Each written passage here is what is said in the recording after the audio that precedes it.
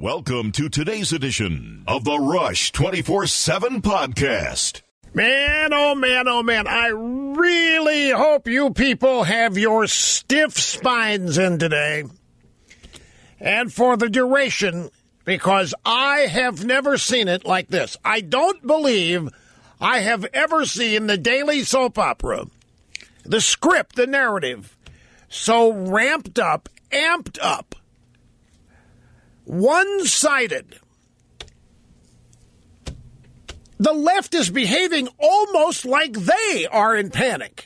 There's something about this that's just really odd. By the way, greetings, folks. Great to have you here. 800-282-2882 if you want to be on the program. The email address, lrushbo@eibnet.com. Oh, that's right. It's syllable memory. It's lrushbo@eibnet.us. I'm sorry. Thank you for catching that. It is just overwhelming. We are being drowned. We are being assaulted, folks, with the premise that it is over, that it is hopeless, that the GOP is abandoning Trump and that Trump is going to get even with the GOP and the GOP is going to destroy itself and then Trump's going to destroy the GOP. And when this is all over, there's going to be nothing left but Democrats. There will not be any viable Republicans left when this election is over. We are going to a one-party dictatorship, and it is being celebrated out there and is being set up this way. It is, no, they're not calling it that, but that's what they're aiming for. They are clearly salivating at the total end of the Republican Party, and they think that's what Trump is engineering. Some are even blaming me for this today. But really, you're gonna need to hang in. You know who we're talking about here. We're talking about the Democrat Party and the media, which is one and the same. There are no checks and balances. There are no guardrails. There's nothing to stop them, to keep them on the highway, to keep them on the road. They can go wherever they want to go, and they are doing so. They can be as hypocritical as they want. They can be as outrageous as they want. They can lie. They can distort, all the while accusing Trump of doing all this. But the thing that I notice amongst all of this, and what confirms for me that all of this is manufactured and artificial, and by that I mean the outrage over Trump's tape, that's manufactured and artificial. Do not believe for a moment that these people on the left who are responsible for our out-of-control culture and out-of-control society are offended by what Trump said on that video. They're not offended by it. They're ecstatic. They think it gives them an opportunity to ignore Hillary, and that's exactly what's happening. What Hillary Clinton wants to do, what Hillary Clinton has done, Hillary Clinton policy, Hillary Clinton failure, Hillary Clinton lack of real qualifications as documented for 30 years is not even near being discussed. It's certainly not on the front page, the lead item anywhere near any broadcast cable news network or newspaper or website. Hillary Clinton is totally off the news cycle, except to the extent how she is benefiting, how she is keeping her cool, how she is enjoying them, but nothing about what her policies are. Nothing. They're doing their best to cover up all of the really fascinating stuff that this WikiLeaks dump has produced. One of the most glaring, I had to double check this. I wanted to make sure that we could actually find this on the WikiLeaks site. And we have found it on the WikiLeaks site. Mrs. Clinton, it was John Podesta, actually, in an email admitting that Hillary Clinton has begun to hate everyday Americans. This is an email that Podesta sent on April 19th of 2015. And it was had a discussion on the talking points that Hillary should use in framing her candidacy in order to get a good head start, why she was running, what was it all about. And Podesta in this email says, I know she has begun to hate everyday Americans, but I think we should use it once. The first time she says, I'm running for president because you and everyday Americans need a champion. So they came up with that phrase, I am your champion. I will be your champion. You are with me. I am with you. And Podesta says we need to do this because Hillary has begun to hate everyday Americans. And he says, I think if she doesn't say it once, people will notice and say we false started in Iowa. Now, I fully expect they're going to have some kind of spin for this to say that, no, Hillary didn't think that. Podesta was worried people would think that or what have you. They'll try to spin their way out of this if they think they have to. I actually think they're beginning to feel invincible. I think they think that they've got this one, it's in the tank. They're gloating already. They are partying around the corpse that is what they believe is to be the Trump campaign. And look what did the one video. All the audio from one video that was released on Friday about Trump talking about Nancy O'Dell. By the way, I sat next to Nancy O'Dell at a party. She's a nice lady. It was at the. I think this was. Don't quote me on this, but it was. I think during the AT&T Pro-Am. Yeah, Jim Nantz has a clam bake dinner every Saturday night on the Saturday night of the Pro-Am. And when I was playing, I was, of course, invited. And at the time, Nancy O'Dell was dating Michael Bolton. Michael Bolton was there, and the seating arrangements, I sat next to her. We had a pleasant conversation all night. That's it. I mean, there's no news here. I have nothing to say other than I happen to know somebody that's in the news here. She was perfectly. Bolton was nice. They were all nice. It's usually a great event that Nance puts on. I haven't been to it in 2 or 3 years, but it's always in the basement of a great restaurant. I'm having a mental block on the name of the restaurant. It'll come to me, and I'll mention it later. It's not relevant to the story, but that's the woman Trump was supposedly talking about, Nancy O'Dell, and it's so over the top. All of this is so out of proportion. And we're getting this moralism from people who have taken pride in destroying morality. And they've created a culture where there isn't any. They've created a culture and a society and an entertainment pop culture where there isn't any morality whatsoever. It's even worse than that. If you try to stand up for morality, they call you prude. They shame you into shutting up. And they claim you're old-fashioned and prudish and out of touch, and you've got no business talking about any of this. They mock and laugh at people, and that's how they get people to shut up. But it's just over the top.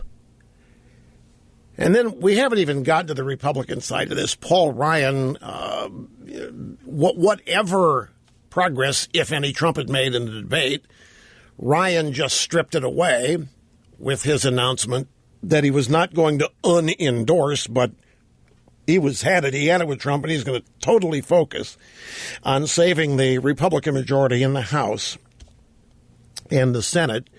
And now there's an internecine battle going on in the Republican Party. People are wondering, when this election's over, regardless how it happens, what is there going to be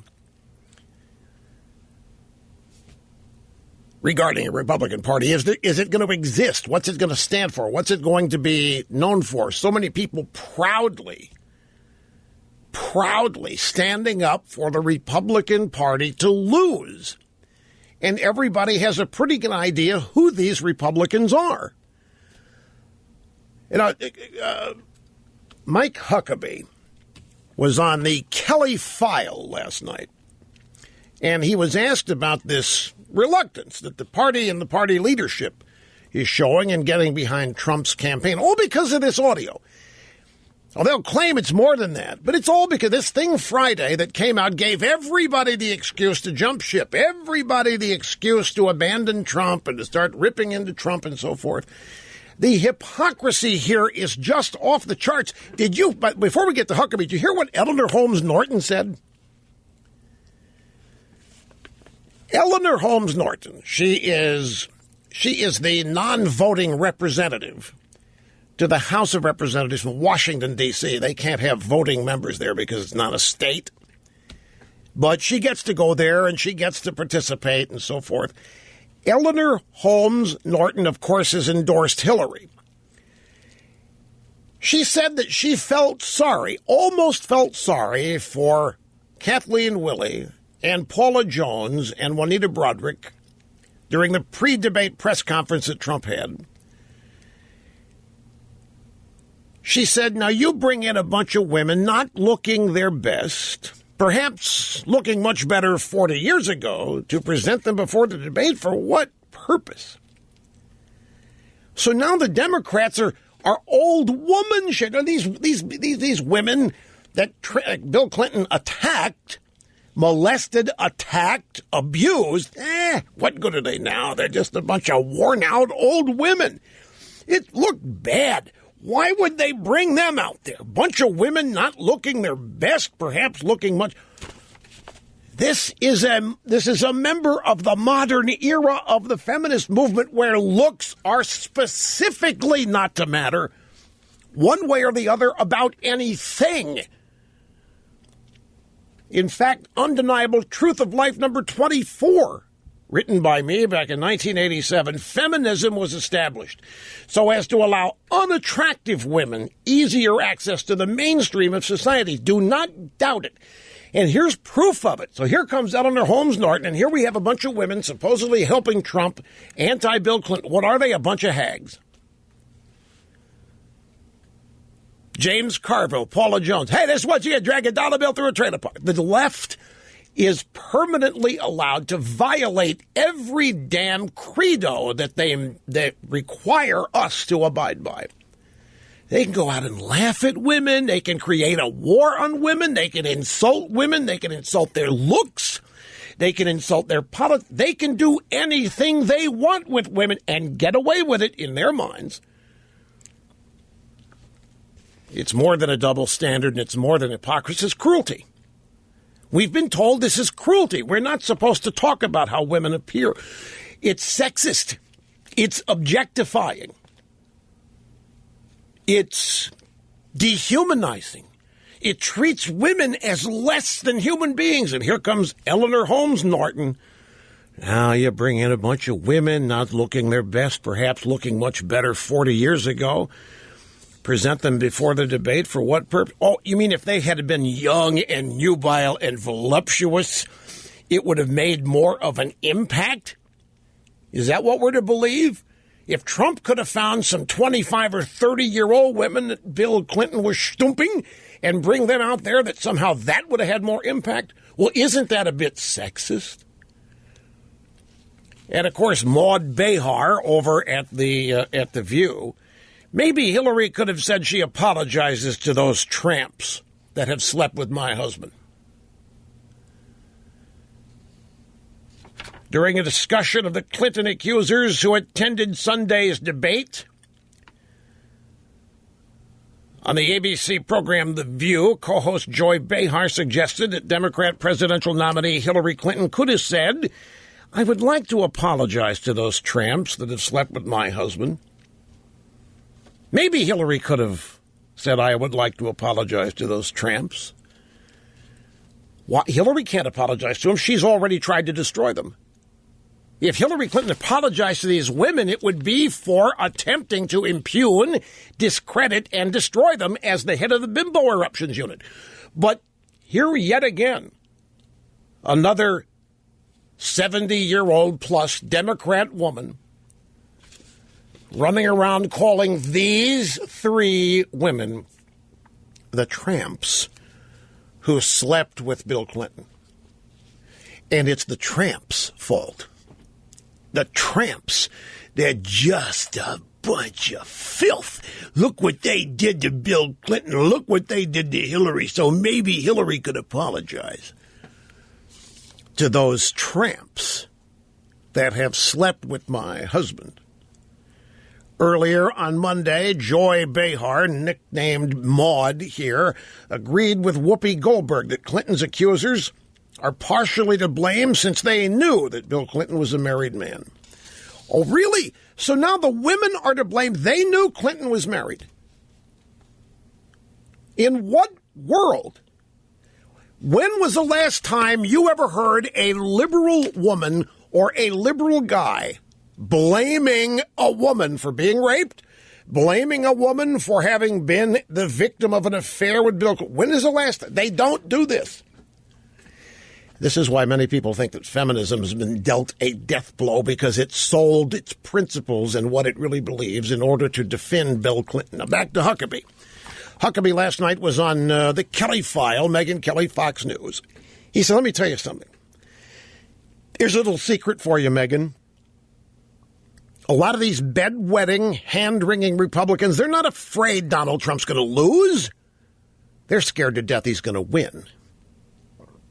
And if he wins, he's going to mess up the neat little package of fun they have, because they all play to the donor class. And Donald Trump's coming to make big changes in the way that these institutions go. So all these Republicans jumping ship, they're not worried Trump's going to lose. They want Trump to lose. They'd be happy if Trump lost. The Republican Party, the hierarchy, would be happy if the opposing party wins the White House. In what sane world do we live?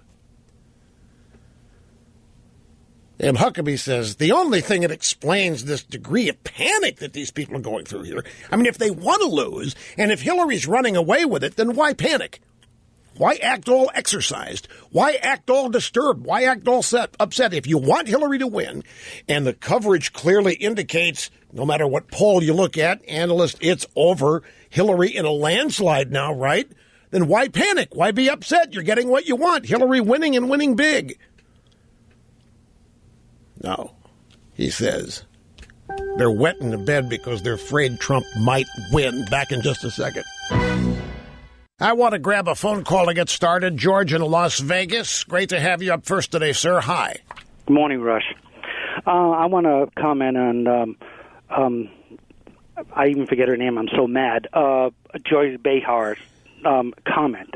These women were not willing participants. They were victims of this person's predatory acts. You know, none of them wanted what they got from him. And, to say that is outrageous, and I am livid about that comment coming from a woman. You ought to be. You ought to be. It's absolutely insensitive. It's mean-spirited, extremist. It's politicized. It's partisan. And it is disrespectful of women. That's Joy Behar is what he's talking about, referring to these tramps that had sex with Hillary's husband. That maybe Hillary, she said, maybe Hillary should apologize to these tramps who slept with her husband. Yeah, and then Eleanor Holmes Norton coming. Well, these women, they don't look that good now. 40 years ago, they might have looked hot, but today, middle age, what is it? What about Bill Cosby's accusers? Are we to discount them because they're not great looking? Are we to discount them because they're in middle age now? Nobody's saying that about the women coming forth with Bill Cosby. They're believing everything those women say. Whatever these women say, whoever they say it, they're being stars. They're made stars. And Bill Cosby is being given the treatment, but Bill Clinton, no way. And it's the exact same story. But you don't hear anybody trashing the Cosby women, do you? And you don't hear anybody talking about their age as though, man, they'd be a lot more credible if they weren't so middle-aged looking. You don't hear them saying that about the Cosby women, do you? No, and I am, this selective outrage, is making me upset. It's not outrage. That's the point. Understand something. This isn't outrage. This is acting. They're acting angry. They're pretending they're outraged. They're not mad about this. They're not mad about any of it. They're mad at the three women coming forth about Clinton, but they're not mad at Trump. It's all fake outrage. And the one glaring thing in all of this, though, to me, and I've been talking about this, I guess, delved into it extensively yesterday and a couple of times previous. You notice that the Democrats are totally unified. I mean, they're dragging Al Gore back out. Now, Al Gore is being dragged out of the Apple boardroom and wherever else he hangs out to go and rally millennials on the premise that millennials will respond to Al Gore's claim that we are destroying the planet and that he will get their attention. Hillary got some problems with millennials, as is the case with that generation. They They look like they're interested and all fired up and ready to go. And then when Election Day comes, they really don't turn out in numbers that people expect and hope for. So, hey, speaking of global warming and climate change, all these emails that WikiLeaks is dumping, I haven't found any on climate change. And we got emails from Hillary to her campaign staff and her campaign staff to Hillary. We have emails from donors, and we got thousands and thousands of emails here that have been leaked and dumped, and I can't find any reference to climate change. Now, the reason I find that fascinating because it's a number one issue. Obama's out there saying it's the number one national security threat, and he's got his Joint Chiefs of Staff out there planning American battles, military engagements on that basis. We are forward planning and strategic on what the planet will look like with climate change as we decide to go into various areas of the world if we have to.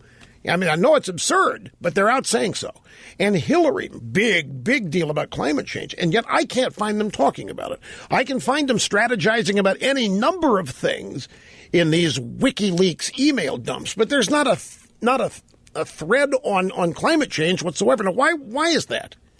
I mean, if climate change were that big a deal to these people, don't you think that would be talking about it internally, strategizing how to use it, how to promote it, how to use it as a campaign aid? I can't find any reference to it. And I'm not surprised by it. The whole thing is bogus and made up, designed like they always do to scare you. But look, the bottom line is, folks, they are unified. Their single objective is taking us out. We do not have that. Look at what's happening on our side. I mean, it's atrocious. It is actually it's embarrassing. Here you have the Republican Party, and they had 15 candidates seek the Republican nomination, and Donald Trump won it. And they have been enraged, actually, since day one when Trump announced, and his statement did not result in a Trump implosion, and in future Trump statements and appearances did not result in a Trump implosion. But the candidates that the Republican Party, they thought they had the best presidential field ever, and they hated and resented Trump for that. But not a one of them could beat Trump. So now they're looking at scapegoats. They're looking here. They're looking at talk radio, other places. But as usual, they're ignoring the people. They're ignoring their own voters. Trump is winning not because of talk radio, not because of this or that. Trump is winning because people that vote Republican have been let down and disappointed one too many times. And their instinct is being borne out here. The Republican Party is not interested in winning. It clearly is not interested in winning. And if you want to even be more specific than that, it is paramountly obvious that they're not even interested in defeating the Democrats. Well, Republican voters are fed up with Democrats and Democrat policy. Republican voters and people all over this country are fed up with what Democrat leftist policies are doing to this country, and they want it stopped. And the only agency that can stop it has been the Republican Party, and they have refused to. The Republican Party has steadfastly sided with its donors and its lobbyists. And this is why we're where we are. The Republican Party is in a predicament that it made itself. It made its own bed. And now they don't want to lay in it. Now they want to run from the bed that they made. But this is it's a problem that need not exist, but it illustrates what we're all really up against here, and that is what has been called the establishment or the elites or whatever. But it's comprised of both Republicans and Democrats, and their membership in this club known as the establishment, party affiliation is second or third in terms of your qualifications to be in the club. It's mind-boggling. All of these years I've been doing this program, I was under the impression the Republican Party wanted to beat Democrats. And as the years have gone by, it's become obvious to me that that's not their number one objective. At the same time, it is abundantly clear the Democrats want to eliminate us. They don't even want us around. I think the Democrat attitude is, we've toyed with you people for all these years, and we've been faking you out. We've been making it look like we want you in our club, but we really don't. We don't want you. You're nothing but a bunch of foils, and we don't need you anymore. And we're just going to wipe you out. When this election is over, you're done. You're finished. There is no more GOP. Don't care what you GOP leaders are thinking. You're not welcome. We don't want you in our club, and you're not going to get in.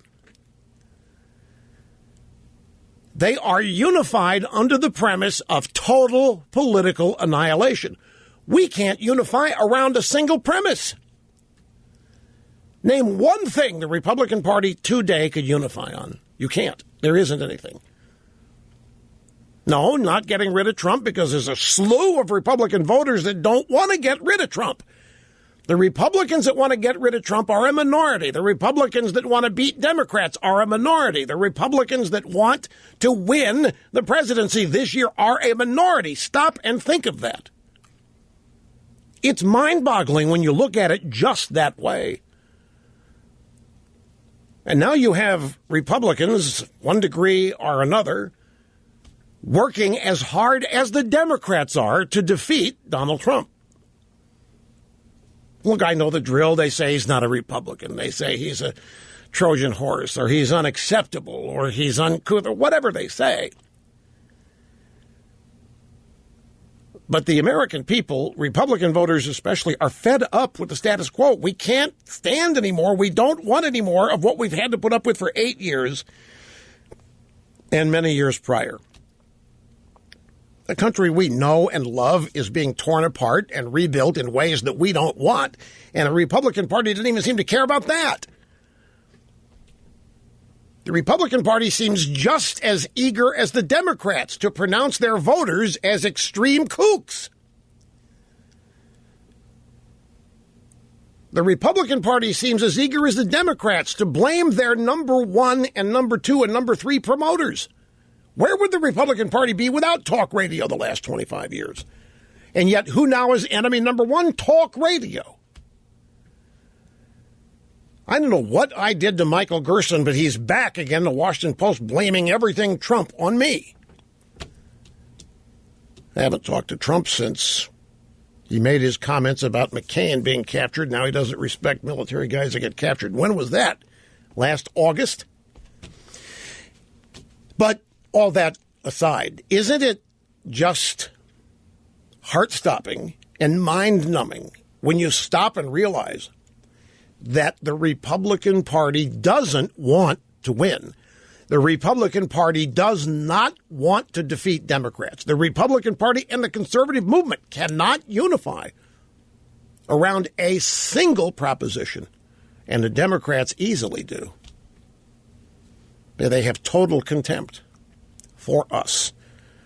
Every person of any rank in the left, from voter on up to cabinet member to elected official in Democrat Party, contempt.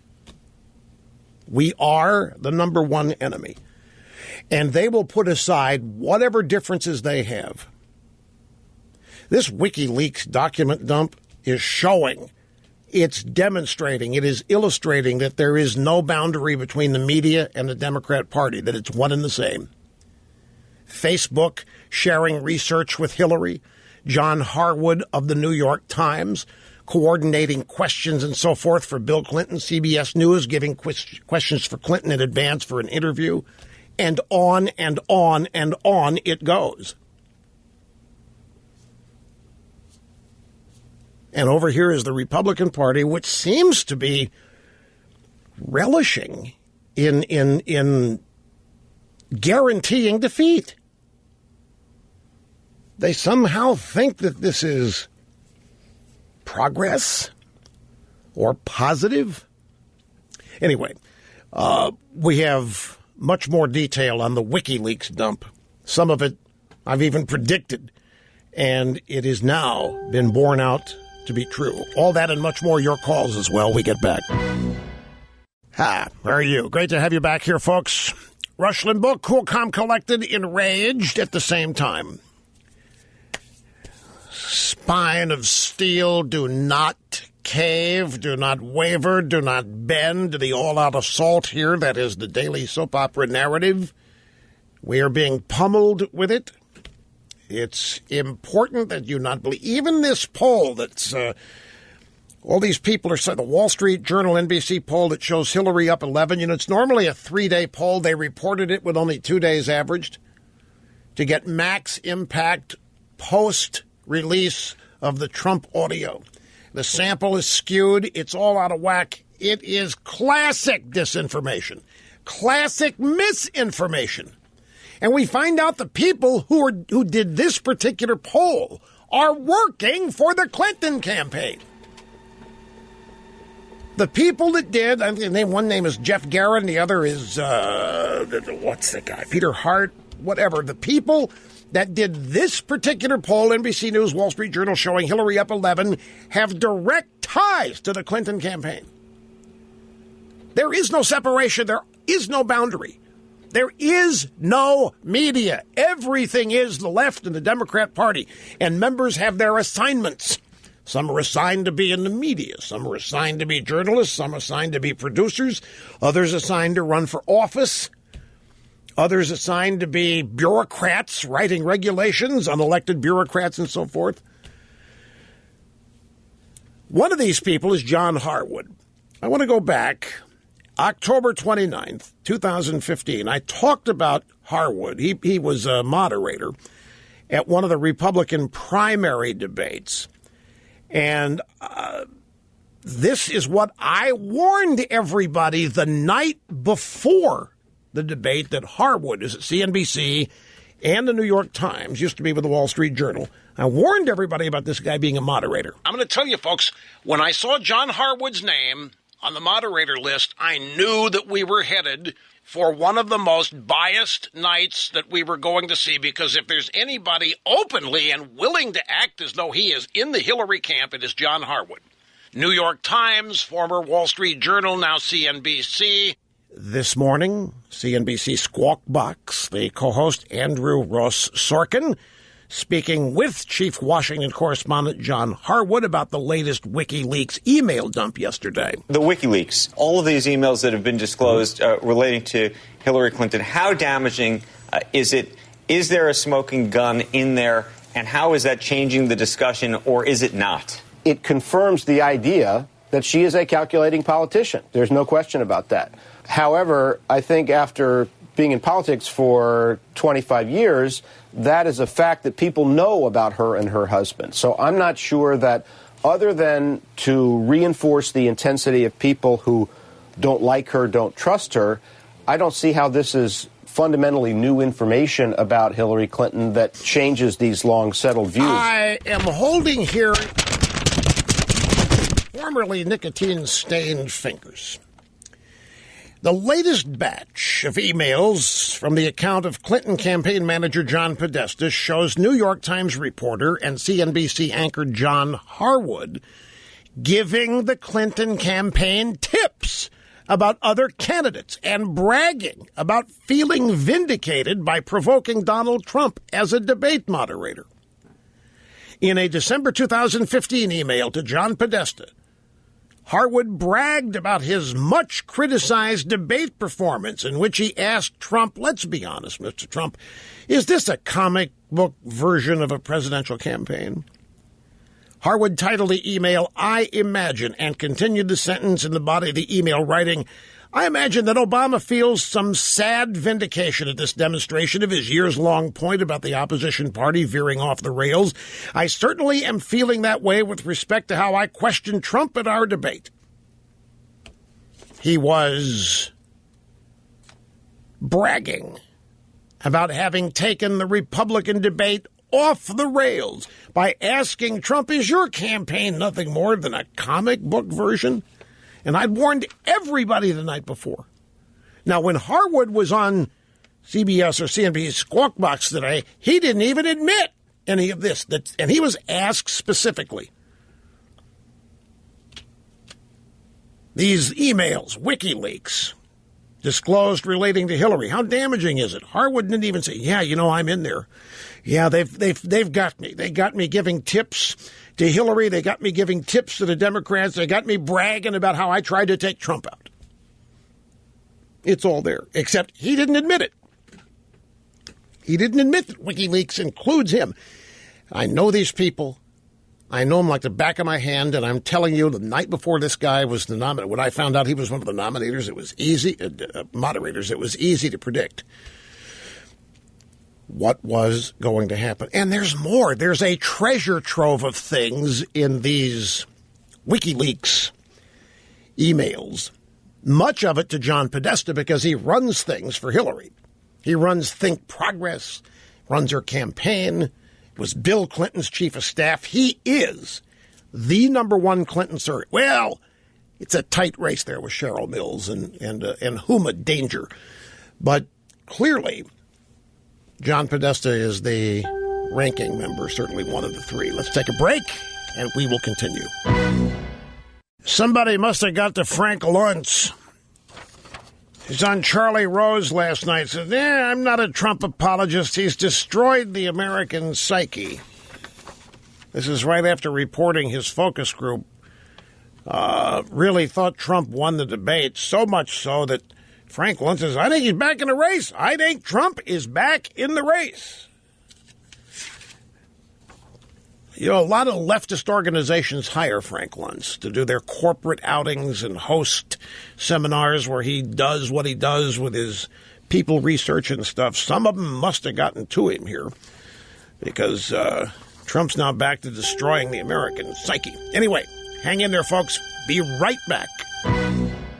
The views expressed by the host of this program, now documented to be almost always right, 99.8% of the time. Going to be a while before we move it up, folks. You got to be right when you're that close.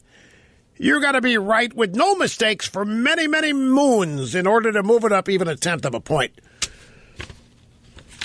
The Sullivan Group, the opinion auditing group, working feverishly, daily, auditing my opinions. Still not moving the needle anymore because you're that close. It's I say it's hard to move it. Great to have you here. Telephone number 800-282-2882 if you want to join us. The email address, ilrushbo@eibnet.us. So I just had somebody tell me, Rush, why the Republicans are so mad at you is because you're not carrying their water anymore. They're jealous. They look over at the drive-by media, and they see the drive-by media totally fronting and carrying the water for the Democrats.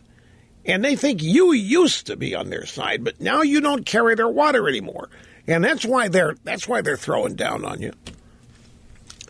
And I guess that makes sense. I hadn't considered that as a possibility.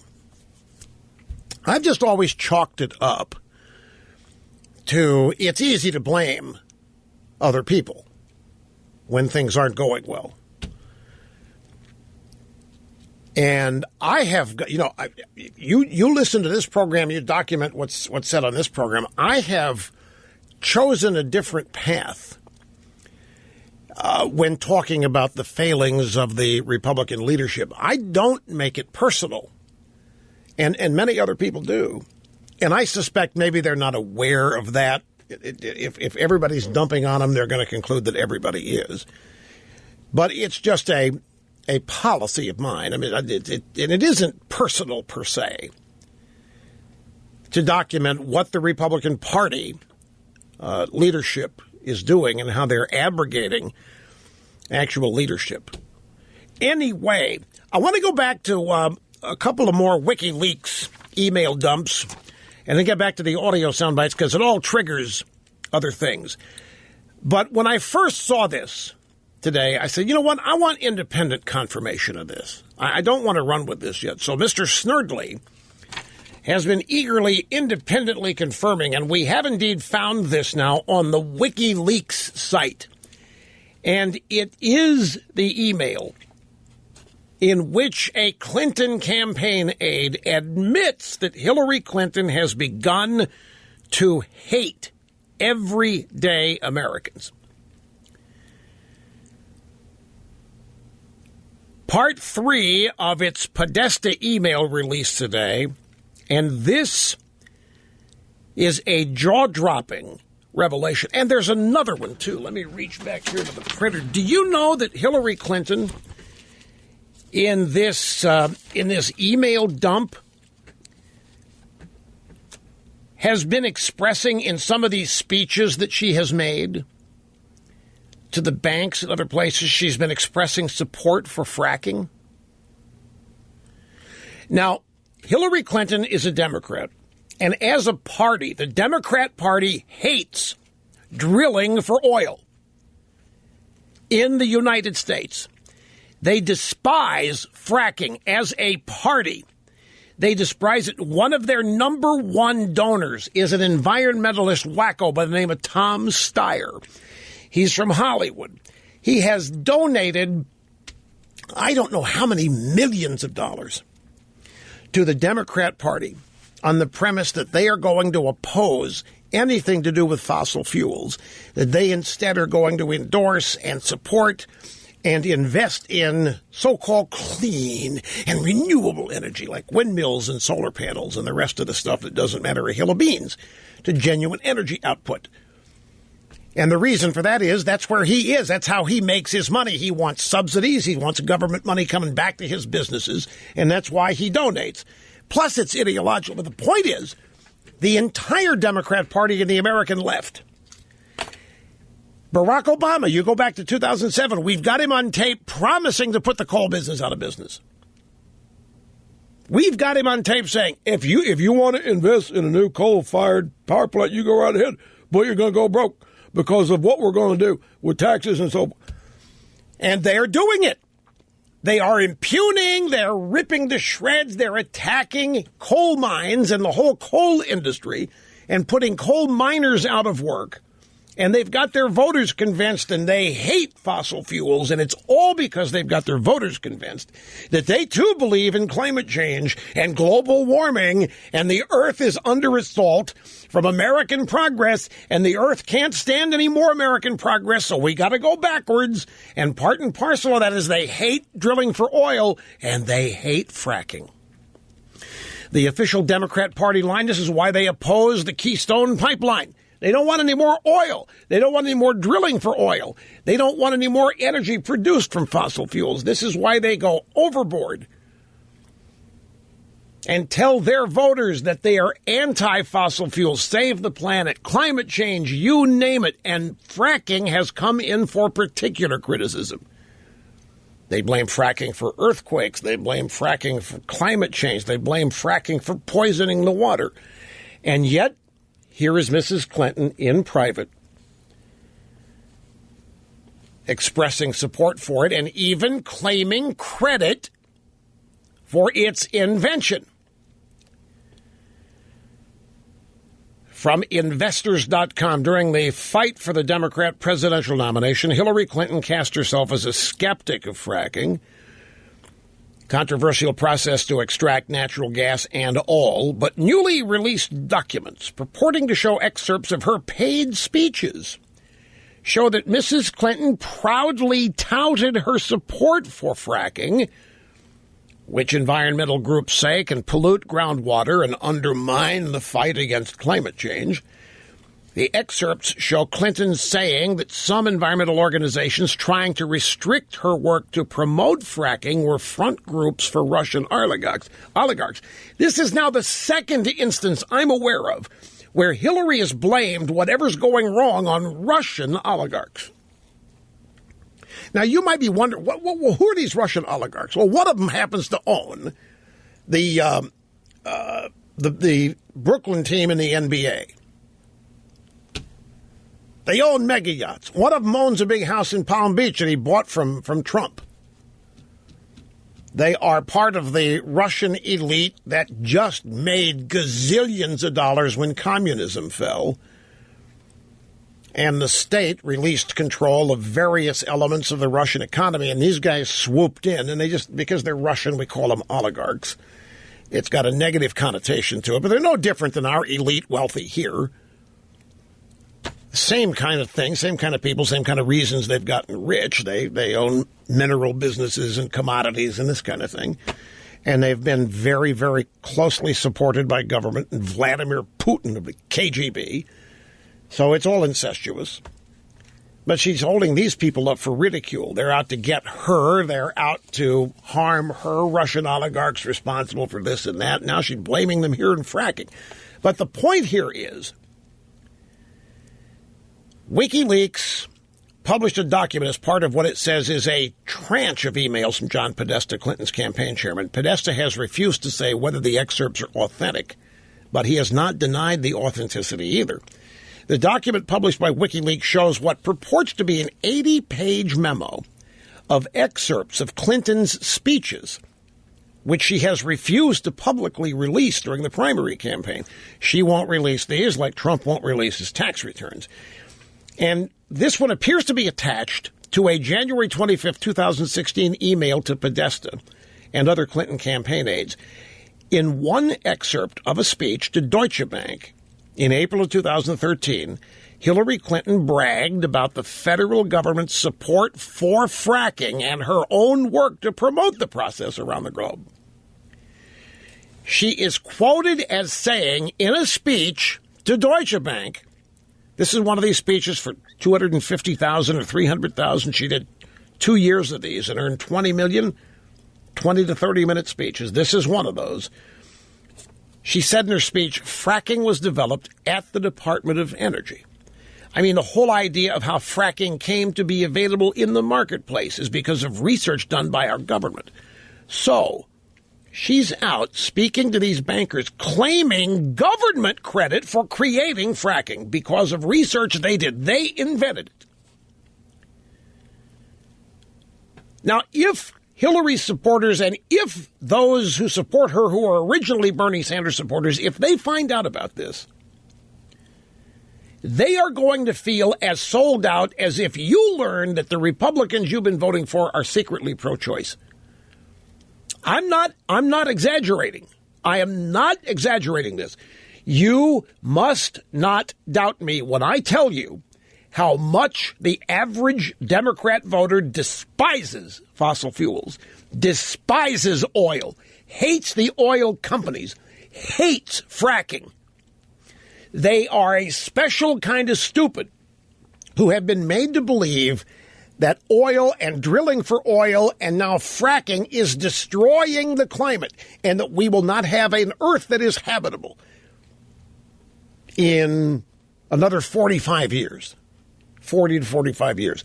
They are as much pro-climate change, meaning anti-industrial, anti-corporate, anti-progress, anti-fossil fuels, as any of you are pro-life. And if they were to find out that Mrs. Clinton secretly supports it, has secretly been bragging about it, has secretly been accepting thousands, hundreds of thousands of dollars in speech income to say this, and furthermore, bragging about it to banks, which they hate as a close second to oil companies, I wonder what the impact would be. These special kind of stupid Democrat voters on this issue, they are dead serious. They're also dead wrong, but it doesn't matter in this case. They have been made to believe that everyday, ordinary American life is destroying the planet. Fracking is the newest technological development to extract natural gas and oil, and they hate it. And Mrs. Clinton, campaigning, publicly opposes it. She tells them in speeches that she's going to make the oil companies pay, that we are going to develop new sources of clean energy, wind and solar, which we've been doing for the last 8 years and haven't mattered diddly squat. But she's going to keep doing what we've been doing, and she tells these people voting for her that she's with them. She believes in climate change is destroying the planet, carbon emissions, fossil fuels, gotta go, gotta stop it. Oil companies gotta be punished. And here she is in private, bragging about fracking, taking credit, government credit for its development and implementation. Fracking was developed at the Department of Energy, she said. I mean, the whole idea of how fracking came to be available in the marketplace is because of research done by our government, and I have promoted fracking in other places around the world. Well, she hasn't in her public speeches. She hasn't as far as the Democrat public is concerned. They think the exact opposite. Some of them may know. I mean, look, some of them know she's hypocritical on a number of things. Some of them know, for example, she's in bed with some of the banks. The Bernie supporters know that she's in bed with the banks. They hate the banks. Look, the average Democrat voter hates everything. They hate oil companies. They hate drug companies. They hate everything but government. They love government. They love everything government does. Government is infallible. They love the state.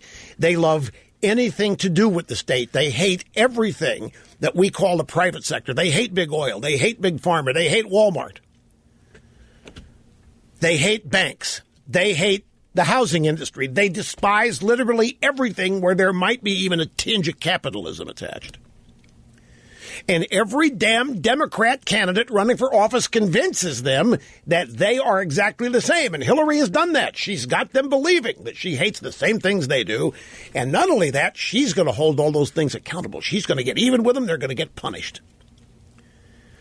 And here she is being paid $300,000 by Deutsche Bank, $250,000, whatever this speech got her.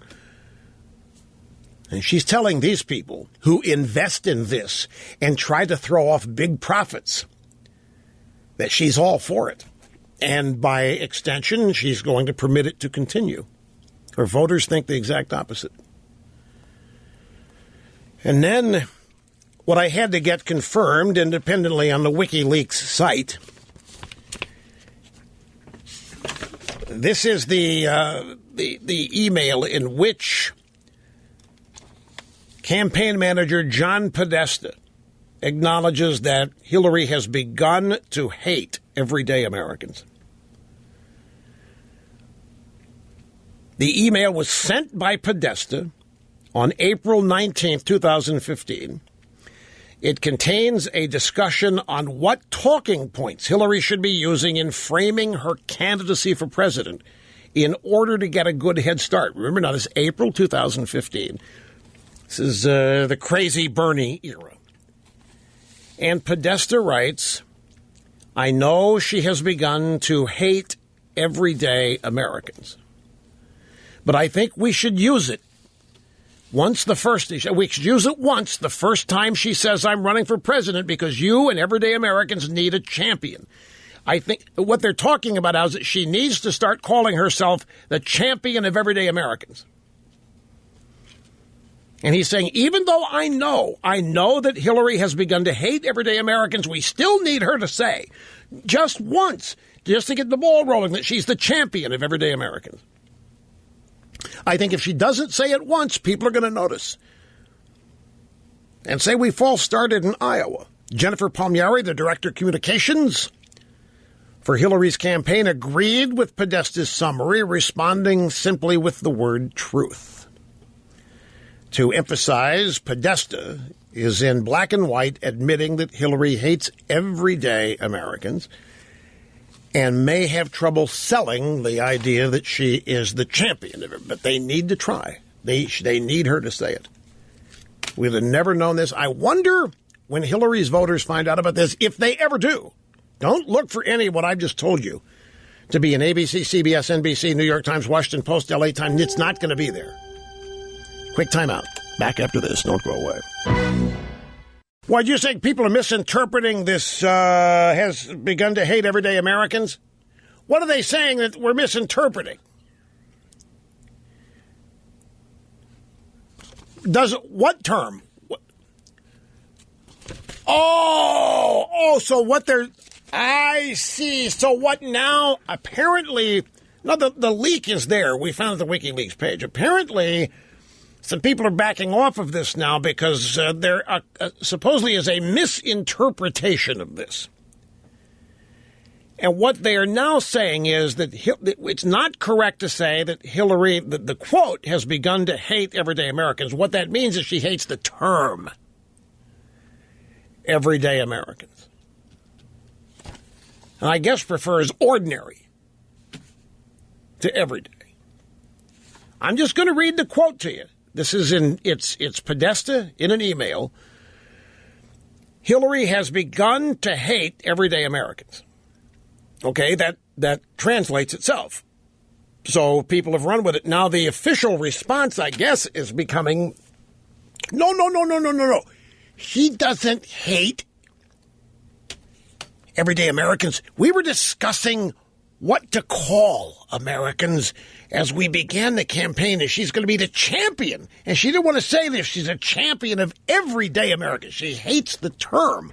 So that's what they're saying now. Okay, fine. Well, so are you telling me that the Clinton campaign is trying to walk back this whole everyday American thing and Hillary hates it? They're trying to walk that back somewhere?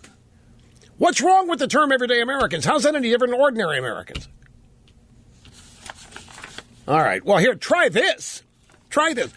Ladies and gentlemen, let me set this one up by telling you that back in my days as a novice, as a naive young whippersnapper doing this, when I had a totally wrong idea of what the media was. I actually thought when the media wanted to talk to me, it's because they were genuinely curious about what I thought. They were genuinely curious about who I am. And they wanted to interview me to tell people about me. Because I had read profiles of people, and I thought they all came about because the media, the journalist involved, was independently interested and pursued the story. I had no idea that all this stuff was fake. I had no idea that it's all the result of public relations people pitching stories related to books, movies, TV shows, or what have you. I was that naive. So when I was sitting down interviewing these people, or being interviewed, I'd be honest. I'd open up and I'd tell them because that's what I thought they really want. I didn't have the slightest idea they showed up with an agenda already in place that was to make me not look good. It didn't take me long to learn it, but there was a time where I didn't know it. And I can tell you, on a couple of occasions, I asked the journalist, can I rephrase that? I don't like the way I said whatever I said. And they would not let me revise it. No, you said it. No, our policy manual does not let us change quotes. We can't let you write the story, they told me. You said it, and that's what we're going with.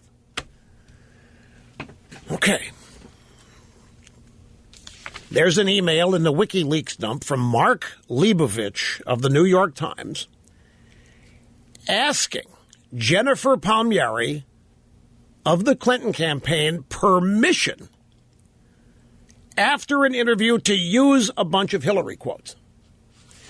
So this guy sits down, does an interview with Hillary, goes back, starts writing the story, calls the campaign, says, hey, I'd like to use what she said here about Sarah Palin. I'd like to use what she says here about gay rights and so forth. And they said no. So he didn't write what Hillary said. Mark,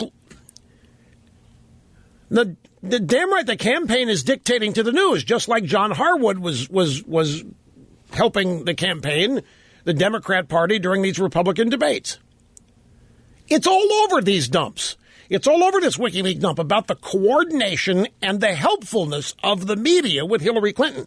In this case, this is an email where a New York Times reporter, Mark Leibovich, asks Jennifer Palmieri permission after an interview, permission to use some things that she said. This is incredible. Does the interview, then goes back and starts writing the story and calls them back. Can I say here what she said? Do you want me to say this? One of the things was about Sarah Palin and Hillary talking about how, hey, it's no big, I love moose. I've eaten moose. I love moose stew. And there was another quote that Hillary said, I don't know the details, but it has to do with the speed of gay rights versus other rights movements. And she apparently said something very interesting to the New York Times about how rapidly they were trying to get gay rights advanced versus other groups' rights. And the campaign denied him permission to use those quotes. And he ends his email to her where she denies him the permission to use the quotes Hillary uttered. He ends his email, pleasure doing business. Now, I'm not surprised. I have known that there is no line of separation between particularly the Clinton campaign and the media and the Obama campaign. And not every Democrat gets this kind of treatment with the media, but the party in general does. But I've never doubted there was cooperation, joint operations. I've never doubted it. So this doesn't surprise me. I don't know how many other people it's going to surprise. But I can tell you this. They would never call me and ask permission to use a quote that I had said. In fact, if they had to, they would alter something I said and make me claim that they're, quote, misquoting me. They would never let me or anybody else revise. Remember, CBS was doing an interview with John Kerry in the 2004 campaign. They asked Kerry a question. He just botched it. It was embarrassingly bad. It was along the lines of when Roger Mudd in 1980 asked Teddy Kennedy why he wanted to be president. And Teddy Kennedy just mumbled and stumbled and literally didn't have an answer. Well, they asked a similar question to Kerry, CBS, and the answer was so bad they did take two. CBS reporter, Senator Kerry, you want to try this again? Because it was so bad. People on our side do not get this kind of latitude, leeway, treatment, or whatever. And by the way, all of this, asking permission to use quotes after the fact, is a direct violation of the New York Times' own policy on after-the-fact quote checking.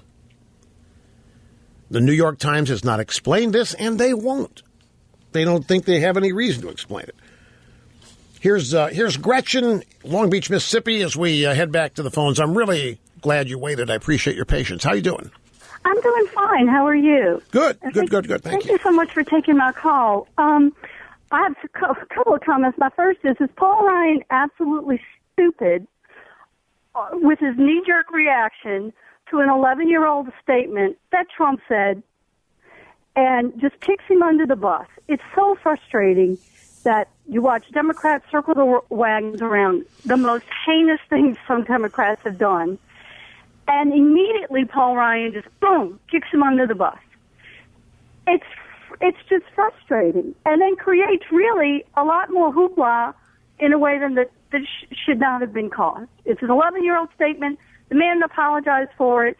You know, when I thought about it, I started to remember all of those Vernon Jordan and Bill Clinton on the golf course years ago, first term of Clinton, and all of the things that were reported and recorded between Clinton and Jordan. And Jordan, I think, finally had to resign because of his womanizing tendencies, or however you want to phrase it. But that goes away. That never gets played. That nothing. And they stand by him. The Democrats, you have to give it to them. They stand by. They don't care.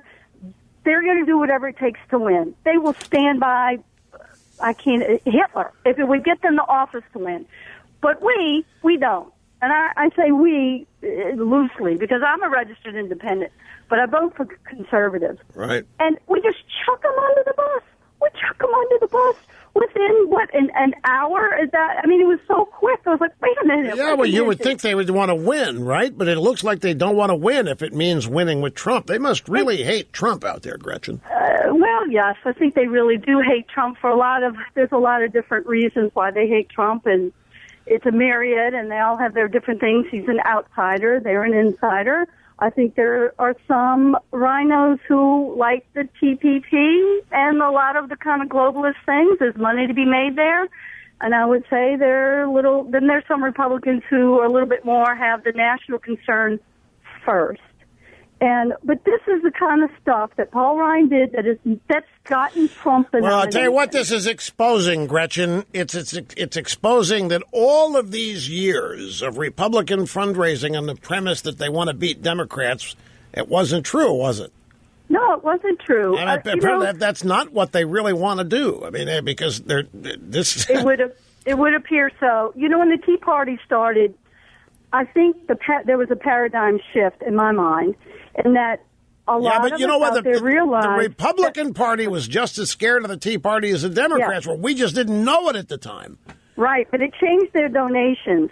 And a lot of people started, in my opinion, donating, me personally, directly to a candidate and not to the party. Yeah.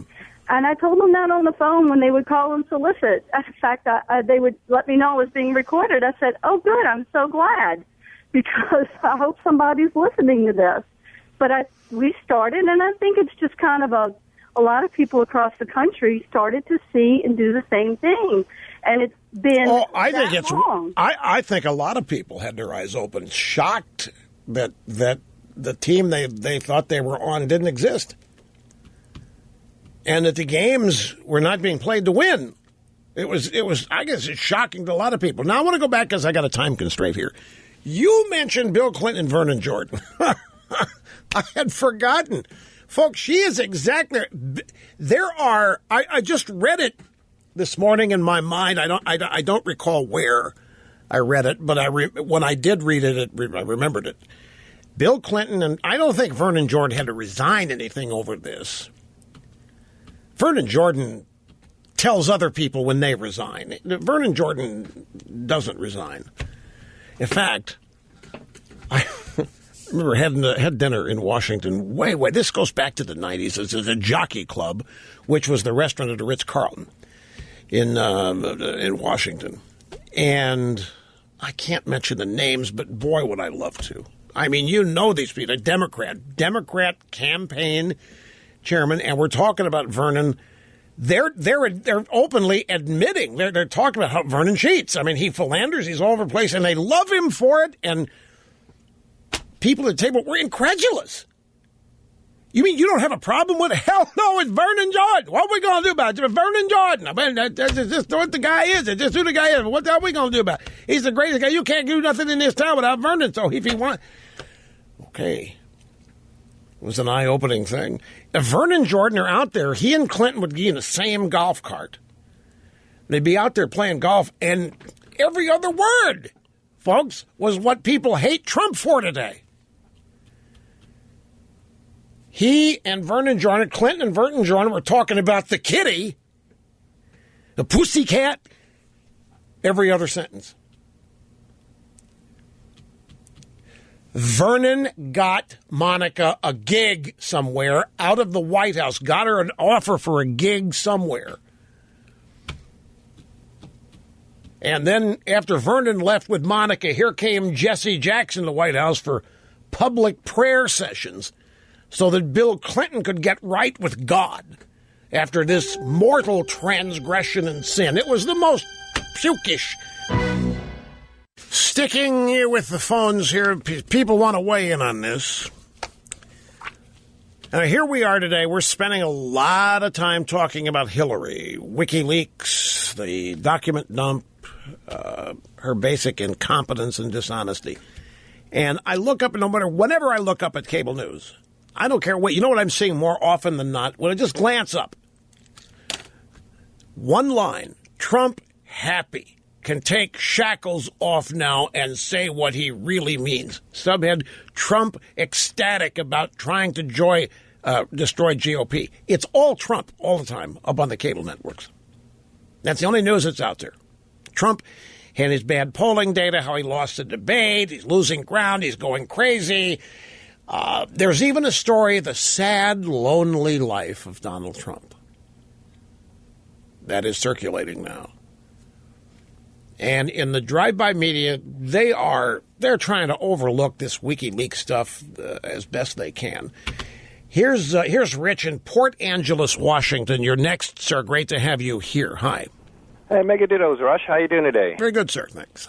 Yeah, my question is, do you think Donald Trump would have been better off to say instead of he was engaging in locker room talk, if you say he was engaged in rapper talk? Well, you mean if he had said, hey, I was just repeating what I hear in hip-hop music and bitches and hoes and stuff. You mean that kind of stuff? Right, because it's looking at diversity, saying, well, I've heard this on the radio. Men talk like that. Maybe not with women, but these people sure as heck do the whole spiel about women on their tapes and everything. Well, look, it's whether he should have done it or not, it's still a great point that pop culture applauded and brought to us by left-leaning entertainers, producers, is all about disrespect for women. Now, whether Trump could have softened the blow by... I don't think so. Because this is not real. This isn't... No. I'm not denying he said it. I'm saying the outrage they have over this is not real. They're not angry about this. These people are not shocked. Their sensibilities are not offended. They don't think this is the end of civil society as we know it. This is just an opportunity for them. These are the architects of our cultural decline. These are the captains in the culture war that has served to tear it apart. The people expressing shock and outrage over what Trump said are the people who have promoted getting there. And they give awards to people who sing about things like this. They're called Grammys. They're called Oscars. There's any number of entertainers and writers and so forth who have been heralded for great art by doing things like this. So it's the outrage that's fake. The anger, the shock, all of that's fake. And I'll tell you, it's what they always do. They make it look like all they're doing is reflecting popular opinion. It's identical to what happened in Indiana with the religious freedom law that Mike Pence signed into law there, that the left immediately turned it into an anti-gay, anti-transgender, anti-what have you. And they went running around the state, knocking on doors, trying to find businesses that would discriminate against gays and lesbians and so forth. And they finally, in some small town, found a pizzeria. But in reporting this, they made it look like they conveyed the opinion that all of America was outraged at what Indiana had done. All of America. And the media was simply reflecting it. They're doing the same thing here. That all of America is just shocked at what Trump said. That all of America is beside themselves. That America can't believe people talk like this. And it's shocking, and we're not going to elect them. That's not real. And particularly from the media. They're not shocked by it. All of this is fake. They're not even angry about it. Folks, they're happy about this. They love that this happened. I don't think there's any question about it, folks. I am convinced that they released the audio of that Trump thing with Access Hollywood and all that with Billy Bush last Friday to distract everybody from what's in WikiLeaks, because what is in this WikiLeaks dump is devastating. It's just rolling in now. Hillary giving up more national security secrets in terms of military strategy and other things, with any number of things that would just be very problematic for her if her voters found out that this is what she's saying in private to her donors. But it's all being missed because of Trump stuff. So you've heard the conventional wisdom about the Trump campaign. From the left, he knows he's not going to win. He knows he's not going to win. What he's doing now is trying to destroy the Republican Party, maybe because he's been working with the Clintons all along. I'm just telling you what some of the conventional wisdom that you'll find on our side is. Some people on our side are saying Trump knows now he's going to lose, and so it's scorched earth. It's take the Republican Party out and set up his brand, maybe for the Trump News Network. That's what all of this is establishing the Trump Party, the Trump segment of the American voting population, which would also make a very large audience if Trump started a news network. It's to take out and destroy the GOP. And there's some people on our side who are saying they wouldn't be surprised if they found out down the road that this was all part of a conspiracy that Trump hatched with the Clintons years ago. And when I say years, 2 years, 3 years, something like that. That's one theory that's being bandied about. Another theory has everything in there but the fact that it's a Clinton-Trump conspiracy. The most popular conventional wisdom now is that Trump knows it's over. He doesn't. He's not even any pretense that he can win, and he's not trying to win. His objectives now are to save the Trump brand, to set himself up for his next media engagement, be it his own show, be it Trump News Network, be it whatever it is. But he knows he can't win. He knows he doesn't have it. He knows he's going to lose in a landslide. He knows it. He also knows he can't drop out. If he were to quit now, it would destroy every post-election business idea he has. For example, if he quits now, that's the end of any Trump News Network. There aren't going to be loyal people to hang around with him. If he quits now, he's destroying every aspect of his potential business future. I'm just sharing you with things that I hear. The left has their own theories. Their popular theory is that Trump knows he's going to lose and is so mad that the Republican Party throw him overboard that his mission now is not to destroy the Democrats or Hillary, but to destroy the Republican Party. Now, I think that theory, that's what they hope happens. That's what the drive-bys and the Democrats hope is going on. But it's all part of the attitude that they're running around with, that it's in the bag, that it's over. But, you know, folks, the polling data doesn't say this yet. Even the polling data they cite, the NBC News Wall Street Journal report, a poll that shows Hillary up 11, it's an incomplete 3-day poll. It's 2 days of a 3-day rolling average. It is a very small sample compared to other NBC Wall Street Journal polls. The 2 days it does have are the 2 intense, immediate days following the release of the audio of Trump walking around out there with Billy Bush on the lot at Access Hollywood. We find out that this particular poll was also conducted by pollsters with direct ties to the Hillary campaign. There was a poll that did I put this at the bottom of the stack? Folks, I can honestly tell you that, here it is. I have never, in the 28, 29 years I've been doing this, it has never been this intense from a prep standpoint. In other words, everything I worked on last night and this morning prepping the program, I haven't gotten any of it yet because everything is so fluid and happening while the program is on the air that it is a challenge to keep up with it. It's a challenge. I mean, I've got 4 minutes here, 3 minutes there to basically learn what's going on while I am hosting the program.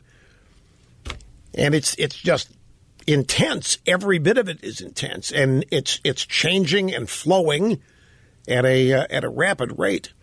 Such as this. This is from the UK Daily Mail. This is the first full poll after the debate shows that Clinton gained nothing, even though voters think she won the debate. 75% of Republicans want to keep Trump on the ticket. They're starting to ask this question in polls now. And Republicans don't want Trump to quit. Now, the Democrats would say that's a low number. 75%. It ought to be 99%. Ought to be 100% don't want him to quit. You think you got a good poll there with 75% of Republicans want to keep Trump on the ballot? No, that's not They're not asking that whether or not Trump should cede the slot to somebody else. They're not saying the Republicans are quit. Anyway, this is the Politico Morning Consult poll, and it was conducted the day after the debate. Published today. Clinton 42, Trump 37. It's 5 points. Gary Johnson, Libertarian Party, 10%. Jill Stein of the Green Party gets 3%. Gary Johnson, 10%? 10%? Come on, folks. Can we get serious here? 10%? A percent for the Libertarian candidate in this? Who admits he doesn't know where anything outside the United States is? He admits it proudly, happily. Because it doesn't matter. We're libertarians. We don't care about Aleppo. Aleppo, Shaleppo. Doesn't matter to us. So anyway, the point of the polling data is, outside of that NBC Wall Street Journal poll, which the drive-bys are totally hanging their hats on, there isn't any polling data that shows that Trump got trounced or that people are abandoning Trump in droves after the debate. Most of the Trump people watching thought that he won that debate, truth be told. Maud Behar has apologized, ladies and gentlemen. Earlier, we reported to you that on The View today, Maud Behar referred to the women Bill Clinton has assaulted as, quote, those tramps that slept with Hillary's husband. Apparently, she has apologized now, and these are her words. I want to clear something up about yesterday, because during a political conversation yesterday, I made a joke. And I want to apologize. I never, ever intend to belittle sexual assault or the women who were victims of it, ever. But I made a joke. I'm sorry. Apologize. Right. I understand this.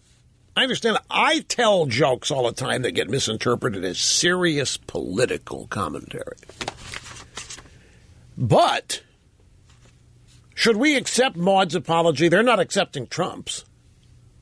You know, Trump's apologized for his locker room talk. He's apologized. He said he's not going to do it again. He said he's not going to engage in it again. He said it bothered anybody. If it offended them, he's sorry. But the left is not accepting his apology. They're continuing to run this as though he hasn't apologized. So should we accept Behar's apology or not?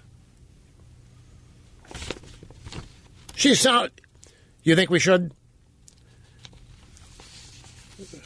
Well, I know they very do rarely apologize. But look, as a powerful and influential member of the media, often accused of being an entertainer, which is used to discredit me when I get serious, I know exactly what she means. She's a comedian, and she starts telling jokes because she wants to get involved seriously in these stuff, but she can't avoid. She tells everything as a joke. People took it as a serious political comment. They thought, man, she really called these women tramps. See, the left is allowed to joke about people. I don't think it was ABC, CBS, NBC, CNN, MSNBC complaining about Behar's joke, though. Do you? I don't think they care. They probably were applauding it. Today's Show, Tonight's Show, Late Show, whatever, probably applauding it. Okay, back to the audio sound bites. This is to illustrate the fact that the drive-bys think it's all over. We have a montage here. And this is their NBC poll. NBC Wall Street Journal, 11-point lead for Hillary. As far as they're concerned, that's it. It's over. Nobody has ever come back from this far down and won the presidential race. An unprecedented implosion on the Republican side. Hillary Clinton is most likely the next president. You know he's going to lose. He's losing and probably has lost the election already. This is an unwinnable election by Donald Trump. The election ended today. This election's already lost. The civil war in the Republican Party, a flood of GOP lawmakers abandoning their nominee. The worst may be yet to come with Trump. They may be staring at a total collapse of the party by Election Day. The cumulative effect has finally caught up to him. Hillary wins and wins big. We're going to have it. You want the names? Does it matter who that? You do? You want the names here? Okay, in order, Matthew Dowd, former Bush campaign aide. You'll hear from him again in a minute. Jeff Zeleny, formerly New York Times, now CNN. Nicole Wallace, formerly Bush administration, now Drive-By Media. John Heilemann, Bloomberg News. Charlie Rose of PBS. Donnie Deutsch, whatever. We're NBC, I think, MSNBC. Jonathan Karl, ABC. Lester Holt, the Forehead Jr. from NBC. F. Chuck Todd is the guy who said the worst may be yet to come. They may be staring at a total collapse of the party by Election Day. And Dan Senor, former PR guy in the Green Zone for Paul Bremer in Iraq after we took over there in the Iraq War. Senor was the PR guy for W. Paul Bremer. He's a Bush appointee, now married to Campbell Brown, formerly of the Today Show. Drive-By Media. So the media, a couple of Bushes, three Bushies, Matthew Dowd, Nicole Wallace, and Dan Senor, joining the drive-bys and claim, and it is over. Never before has it been over like this. Never before has it been over so soon. Never before has it been so humiliatingly over. Never before have we been this happy, they are saying. ABC's Good Morning America, George Stephanopoulos, Clinton hack, speaking with former Bush campaign aide Matthew Dowd, now an ABC News reporter or analyst or what have you, about Trump's campaign. Stephanopoulos says to Matthew Dowd, we heard from Donald Trump on the stump last night that he's going to continue with his scorched earth approach. What scorched earth approach? Who is scorching the earth? Seriously, who is scorching the earth in this campaign? How is Trump scorching the earth? No, I want somebody to tell me. How do you arrive at scorched earth campaign with this? What is he doing that they think is scorching the earth? Is it trashing Ryan? Trashing the Republic? What is it? All he's doing is campaigning for president. He's running around trashing Hillary. That's scorched earth. What is scorched earth? Scorched earth is you destroy everything along the way. You throw napalm out there, you throw a couple of nukes, you just bomb and burn and destroy everything. Is that what he's doing? What? Anyway, here's Matthew Dowd reacting to Stephanopoulos' question about Trump's scorched earth. I think he's just adopted what the conservative talk radio is saying, the campaign they want to run over the last 10 years. He's running the campaign they want to run. And what it's doing, as we see from the latest polling, is now he has a double-digit deficit that it's going to be very hard for him to come back from. There it is again, that double-digit, 11 points, that blessed Wall Street Journal NBC poll. And now it's my fault. Dowd focuses on me. He and Gerson, I wonder if they've got a thing going. Because he and Michael Gerson had double-teamed me. They tag-team me. When Gerson does it, so does this guy.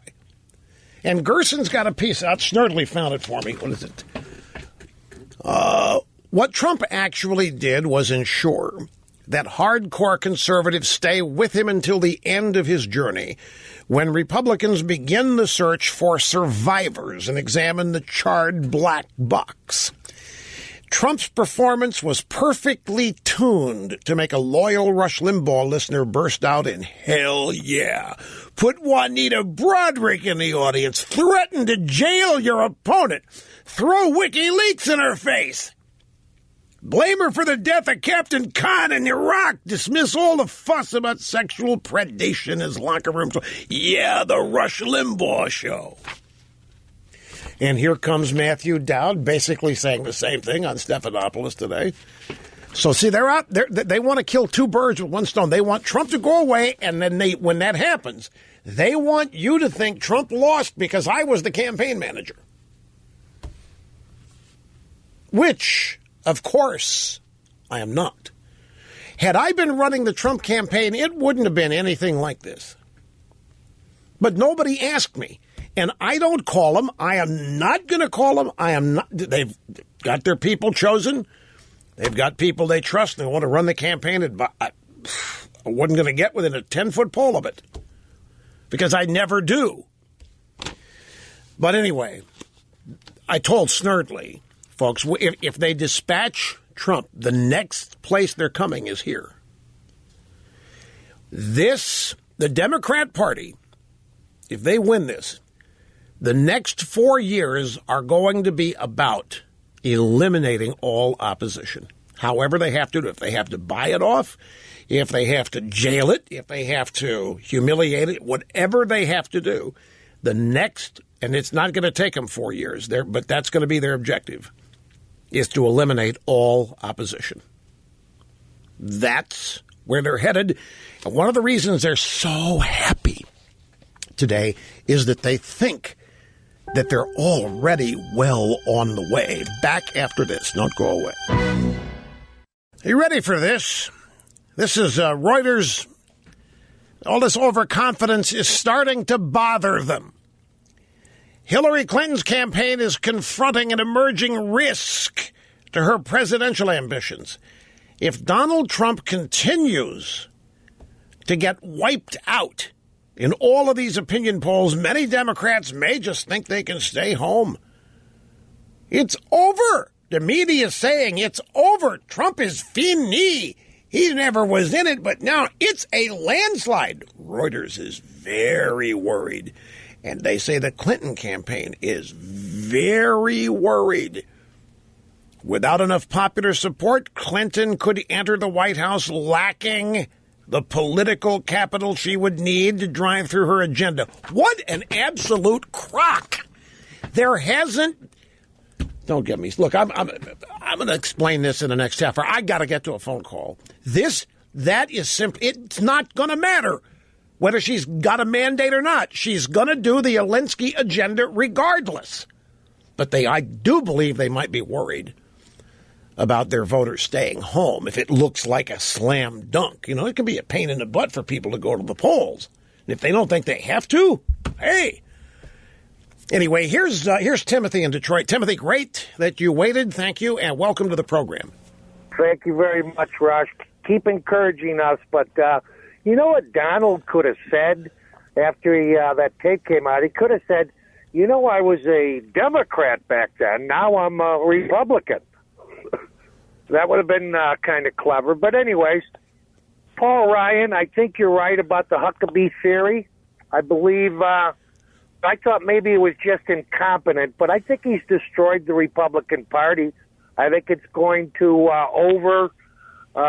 overflow into the Senate races when it comes to Kelly Ayotte and Toomey in Pennsylvania. And wait. You think the Republicans are going to win or lose the Senate? I think the Republicans are going to lose now that Paul Ryan has kind of disavowed Trump. I mean, he says he's backing him, but he's pulling the money away. Okay, you think it's Ryan who's destroying the party, not Trump? Absolutely. Okay, Ryan that's what you mean. Definitely destroying it. I think he needs to come out onto the Capitol steps along with all these Republicans that say they're not backing Trump, and they need to come out and forcefully say, we are backing Donald Trump. We made a large, huge mistake. If 75% of Trump supporters want Trump in there, this is definitely going to be it's going to be bad for the Republicans. They might even lose the House, Rush. Yeah. Maybe. Oh man, CNN's all excited now. Obama it's been learned at some point somewhere in the White House that Obama told somebody that he finds Trump repugnant. So they get to make a graphic out of that and put it all over CNN. Obama, I find Trump repugnant. And the reporter just smiling ear to ear. I have a question for Republicans running for the House and the Senate. And I'm asking this question with genuine sincerity. Why should people vote for you? It's clear that you don't want to stop Hillary Clinton. It is clear that many of you do not want to try to keep Hillary Clinton out of the White House. So if it's not important to keep her out of the White House, why is it important to elect you? Now, I can imagine the answers. The answers are, well, she's going to win because Trump is so bad, and we're the people that are going to stop her. Yeah, but where's the evidence you want to stop her? Where's the evidence that you want to be around to put the brakes on? Well, Rush, we just can't abide Trump. We do, but we can't. We just can't do it with Trump. We can't die with Trump. Okay, well, I'll tell you what's going to happen. Hillary wins, and the Republicans are going to quickly be irrelevant. She's going to get her Supreme Court nominee. She's going to open the borders. The country is going to be flooded with unregistered Democrat voters that are going to end up voting anyway to go along with the dead who vote. This is why I don't understand that Democrats worried about turnout. They get the dead out every year. I mean, what's the problem? But if she wins this, it isn't going to mean anything to be a Republican. You're going to be the equivalent of a fossil. It isn't going to take long. Massive, massive open border. She's been honest about how many people she wants to enter the country unquestioned, unvetted, both illegal immigrants and refugees. Oh, look at this. NBC, Wall Street Journal. 38% of the American people say Trump's comments about women disqualify him from being president. This, by the way, is the new Wall Street. This is a new one with Hillary up 9, not up 11. This is the full 3-day poll, not the phony 2-day poll they put out. So 38% think that Donald Trump's not qualified to be president. How many people thought that about Bill Clinton? Bill Clinton actually did the kind of things Trump is talking about. So if you are a Republican and you just can't abide Trump, which means you're not serious about stopping Hillary, you're not serious about keeping her out of the White House, then people should vote for you because you, in the House and the Senate and the governorship, that's where you're going to stop. That's where we're going to stop the Democrats. Is that right? Is that the thinking? Well, how do you do that? How do you, on the one hand, not object to Hillary Clinton being elected, and then on the other hand tell people, elect me to stop her? Seems like they're giving themselves a really tough position to occupy here. Be they governors, senators, congressional members of the House of Representatives. They want to stop Hillary, but not enough to keep her out of the White House. So she'll get in there, but you need to elect us to put the brakes on her.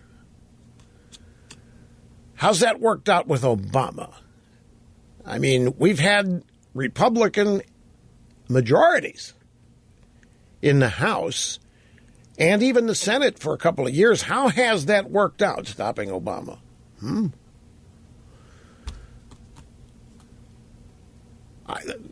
I'm seriously, why, on what basis should people vote for them? Just asking. I mean, look, folks, I don't know. They know their business better than I do. I got an email I checked during the break. You said that you would have run a campaign totally different than Trump's. What do you mean? What do you mean? Well, look, I can't go into all that, but I'll give you an example. Trump got a question at the debate the other night. Some kid stood up. I mean, I can't even believe it's a real question, but it probably was. Kid stood up and said, what are you going to do to make sure the rich start paying their fair share? Are you kidding me? For 28, 30 years, 50 years we've been dealing with this? What are you going to do to make... And Trump answered it. My tax policies... That's not the answer. The answer is, young man, that's not our problem. You think the rich aren't paying their fair share. Do you know that the top 1% of taxpayers in America are paying over 50% of all taxes? Do you know that the top 5% are paying 90%? So I'd argue with the kid. I would use it as an educational opportunity. Maybe not argue, but I wouldn't answer it with, well, I'm going to have a policy. I'm going to make sure those people start paying their taxes. Hell with that. The middle class already not paying income taxes. The bottom 50%, which incorporates a lot of the middle class, does not pay any income tax. What are you going to do to make sure the rich pay their fair share? It's another teachable moment that was lost, and there have been I don't know how many of these in this campaign, where if somebody just had a basic premise and understanding and an ability to explain it, once again, I don't know. It's the whole problem of being inarticulate when it comes to a combination of conservatism and knowledge of present-day circumstances. It's simply not true that the rich aren't paying their fair share. But look, the rich won't even defend themselves. The rich will not even say what I just said. The rich instead will run around and argue that, yeah, you're right, I'm not paying enough taxes. You know why they do it? Because it keeps people from knocking on their front door with a pitchfork and demanding half of the silverware. Here's Molly in Washington, D.C. Great to have you on the program. Hi. Hey, Rush, thanks. And thank you most of all for the most poignant comment of yours of all, which is America is ordinary people doing extraordinary things. Thank you very much. Thanks a million. I have a question. I wonder if a lot of this election doesn't boil down to something that is between the lines, something that people talk about many times every day, 24/7, 365, and that is, and I don't know a lot about social anthropology, but at the bottom are people in the Democrat Party and those who are rhinos fearful of, because of Trump, the reemergence of American manhood, masculinity, a sloughing off of men being hesitant, cautious, subdued. You've said many times men have been run off campus, out of the professions because they're not going into them anymore, out of the military. Witness what happened in the Navy recently, removing the word man out of sport. We have women in the locker room, even in addition to the press box and on the sidelines. Maybe you heard a clip from Hillary today saying that she has received messages from coaches saying, men don't talk like that in my locker room. Well, how would they know? How would the coach know unless there's some female reporter walking around? So the men must grab a towel and cover up. I mean, how much more are men going to put up with? Look at the media, all these girls sitting around and chattering and acting as though they're experts. So, and maybe Luntz, as Frank Luntz, I think you mentioned, who said that the Republican psyche is dead. Hooray! Goodbye and good riddance. Nothing times nothing is still nothing. What we need is the reemergence of testosterone. Are they afraid of the strength of testosterone? But more important than that, are they fearful of the power and might of logic? Men have tremendous logic. Well, you are great. You are filled with things that I would just love to react to, and that men have tremendous logic. They do. There's a counterpart to that too that one is not supposed to say. Let me start dealing with your questions here. Number one, are they afraid of manliness? Is the left afraid of manliness? And is this one of the things that they're actually attacking? Well, I think they don't like manliness. I don't know that that's a factor in the campaign, but it clearly is behind feminism and breaking down manliness and defining manliness as predatory behavior, child abuse, wife abuse. They've tried to categorize this as quasi-normal male behavior, and that women and children aren't safe. It's subtle to the extent that I think, rather than that, I think what really, I don't think frighten is the right word, maybe, but what they really want to tamp down is self-reliance and individualism. That is what causes them the greatest threat. An individualist, rugged individualist, self-reliant person, by definition, doesn't need a group or the government particularly. And these people are into total dependence, mass dependence on the part of as many people as possible. So dumbing everybody down, which has been a long project and objective via the education system, I think is part and parcel of their purpose. Now, to the extent that there are people in it, we got to tamp down, man, I don't know. I think they just don't want anybody to be self-reliant and individual. Those are the people who get ripped to shreds as being uncaring, unsociable, insensitive. Now, about this Hillary, I hadn't heard this, that she's getting letters from coaches. That Hillary Clinton's getting letters from... Isn't this a neat trick? Democrats get letters from everybody when a cause comes up. They got letters from school kids back in 1995 claiming they were being starved. They were going hungry in school because of school lunch cuts. So now coaches are writing Hillary Clinton, I just want to let you know that Trump's not right. The people in my locker room don't talk that way. But there's a Sally Jenkins or no, Christine, what are they? The writer for the Washington Post has a column on this today. That there may be this kind of talk in the locker room, but they're not the leaders in the locker room. The leaders in the locker room do not talk the way Trump says that he was talking was locker room talk. Ladies and gentlemen, I happen to have been in locker rooms. I was required to go there as part of my job. And I'm here to tell you it's unmerciful what can be said, the practical joking. It is a man's place. You had better be ready. And if you have any vulnerability, it will be found, and you will be teased beyond your ability to take it. I don't mind admitting it. I am worn out.